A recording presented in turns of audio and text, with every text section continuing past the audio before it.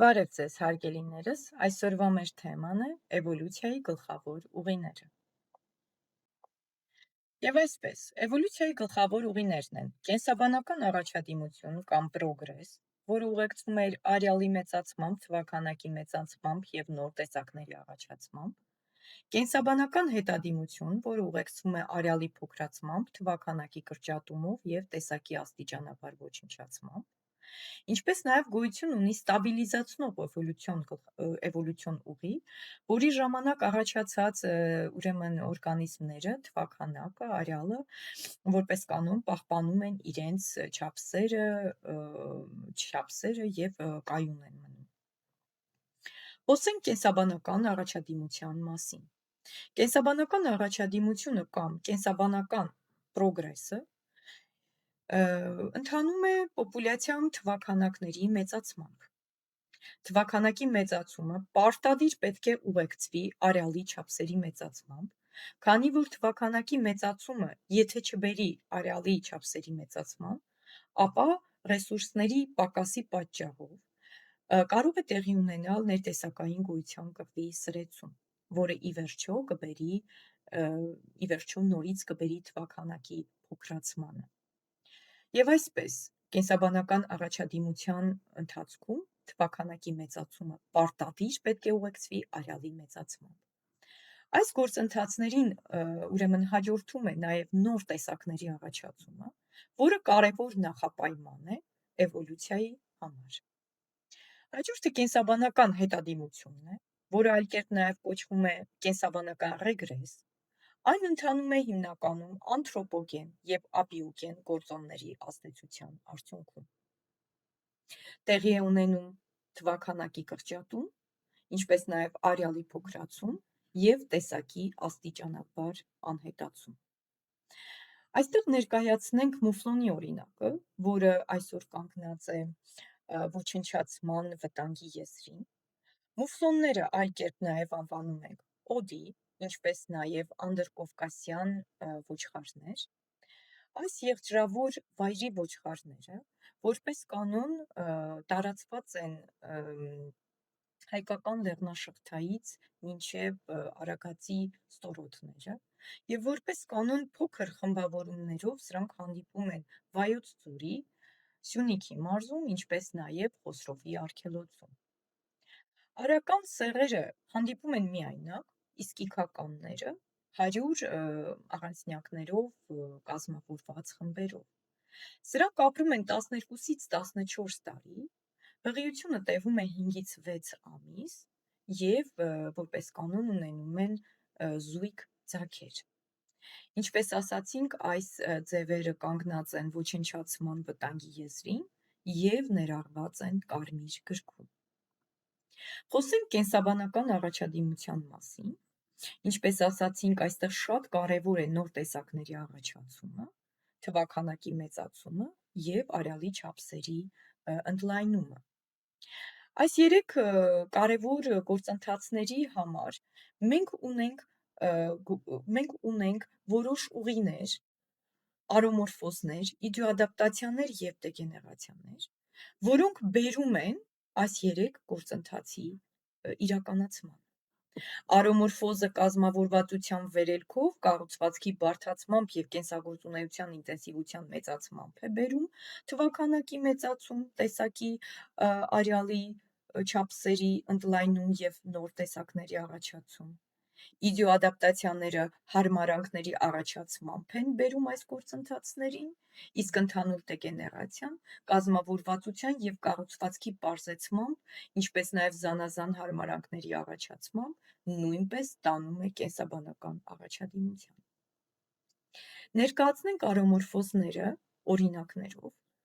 Բազմաբջջայնության առաջացում պատկերված է քլորելան, միաբջիջ կանաչ ջրիմով, որը արտազատում է մեծ քանակությամբ թթվածին, օգտագործվում է սուզանավերում և գեզերանավերում որպես օդի բնական բաղադրությունը պահպանելու միջոց։ Իհարկե, քլորելայից միանգամից չի առաջացել բազմաբջիջ կանաչ ջրիմուռները,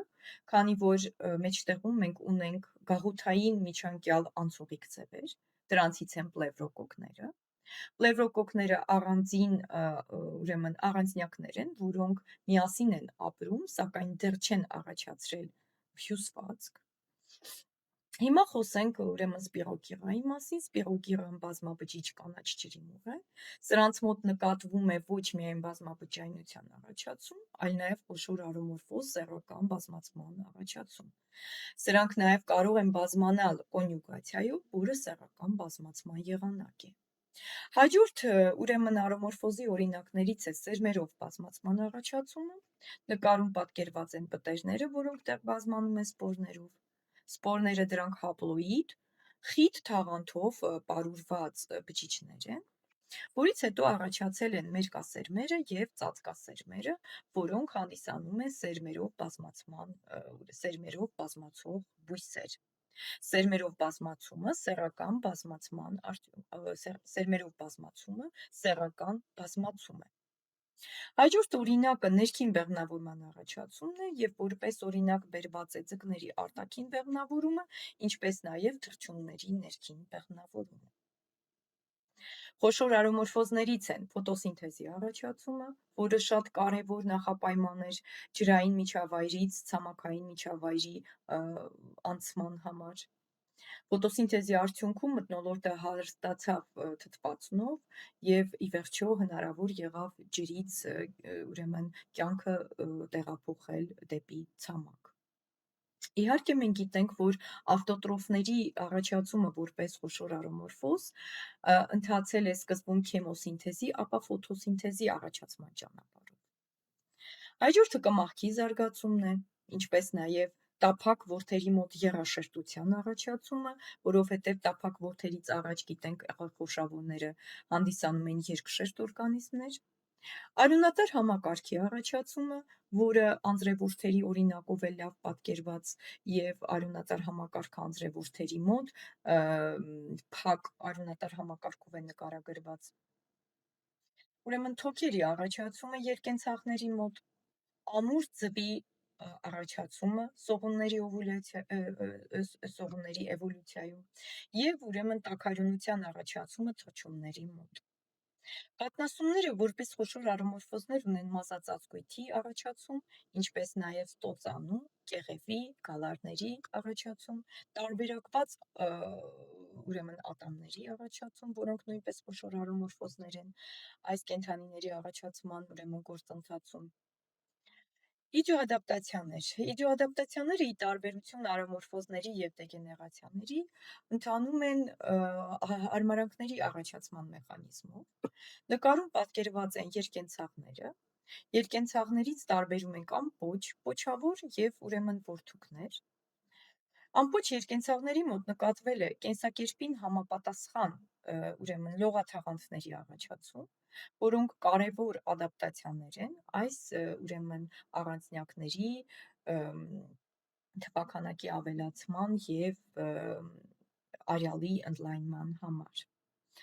Իջոադապտացիաներից են այն կարևոր ուրեմն հարմարանքները, որոնք մենք նախորդ դասընթացների ժամանակ անցանք, նախազգուշացնող, հովանավորող, միջավայրի աղերկաներին նմանվելու նրանց կարողությունները, ինչպես նաև միմիկրը։ Այստեղ պատկերված են հետաքրքիր օրինակներ իջոադապտացիաների, օրինակ աղոթարարների մոտ։ Շատ միջատներ ուրեմն ունեն շատ գեղեցիկ և թշնամիներից պաշտպանվելու համար խոշոր ուրեմն հարմարանքների առաջացումներ, ինչպես նաև մասնավոր հարմարանքների առաջացումներ։ Սրանք որպես կանոն էլի բերում են թվաքանակի իրենց ավելացմանը, տեսակի արյալի ընդլայնմանը, ինչպես նաև նոր տեսակների առաջացմանը։ Սրանք միջոցներ են, որի արդյունքում ուրեմն առաջանում են նրանց մոտ հարմարանքներ միջավայրի պայմաններին հարմարվելու համար։ Ուրեմն հաջորդ ուղին ընդհանուր դեգեներացիաներն են, որոնք տանում են դեպի կազմավորվածության պարզեցում։ Սա սովորաբար ուղեկցվում է իրենց կենսաբանական նշանակությունը կորցրած մի շարք օրգանների անհետացմամբ, եւ որպես օրինակ ներկայացնենք մակաբույծ ձևերին, դրանցից են ուրեմն մակաբույծ որդերը, տափակ որդերի օրինակով ներկայացնենք, օրինակ երիզորդի, լյարդի ծծանի մոտ մարսողական համակարգը դեգեներացիայի է ենթարկվել։ Եվ արդյունքում կորցնելով մարսողական համակարգը, սրանք ձեռք են բերել որոշ ուրեմն ծծիչներ, որոցով ամրանում են տիրոջ օրգանիզմին եւ ապահովում իրենց կենսագործունեությունը։ Հաջորդ օրինակը բերենք գաղձ մակաբույծ բույսի վրա, որոնք որպես կանոն չունեն զուրկ են արմատներից, տերևներից, քլորոֆիլից, եւ սրանք որպես կանոն բազմանում են սերմերով եւ վեգետատիվ ճանապարհով։ Ինչպես նկատեցինք, այս երեք ուղիները՝ արոմորֆոզները, իդիոադապտացիաները եւ դեգեներացիաները, հանդիսանում են միջոց, ձև, որի միջոցով տեսակը պետք է պահպանի իրեն եւ գնա կենսաբանական առաջադիմության ուղիով։ Շնորհակալություն, հուսով եմ նյութը մատչելի էր եւ կարողացանք համեմատել եւ ներկայացնել արոմորֆոզների, իդիոադապտացիաների եւ դեգեներացիաների օրինակները։